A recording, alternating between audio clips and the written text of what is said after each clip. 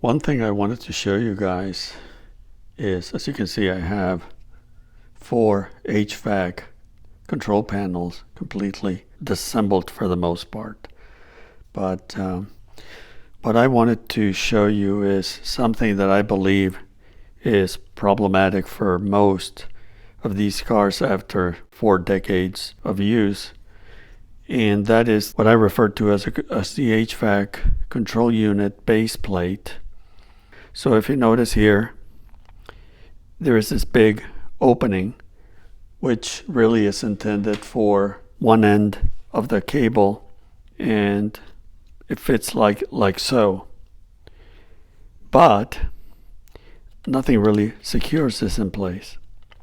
So I always thought maybe this was missing something, or some kind of a clamp, what looks like to, seems to be a missing part, especially when you look in here and you see like little barbs. So something was here that ended up being broken. So again, I kept getting these control units. Every one I took apart, except this one, had this little tab, which unfortunately was also broken. So I couldn't figure this thing out, and I tried, but no luck. One of the ones that I got from Wally at Corvette Generation was the same deal. You could tell something was missing here, and this one actually was broken on 2 ends. I only found this one to so I can put it back together, just to see if I could do that. It's never going to be used again, but anyway. And another unit he sold me finally had the answer to the dilemma. And if you look in here, you can see that there's definitely a tab that comes up here, and it even has a nipple at the very end, which makes sense because when you are ready to put this back together, you want to insert this part of the cable, and it will snap in there so it stays in place.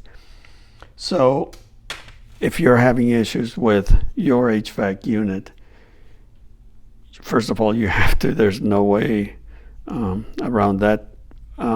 You have to remove it. You have to take it out of the car and basically disassemble the whole thing. It looks worse than it really is, but if yours is broken like this, I have not been able to find replacement parts like this one anywhere. So you are going to have to see if you can find an old unit that has a good one, either rebuild that one or rebuild yours. But this is a key element there, and that's why some people resort to zip ties.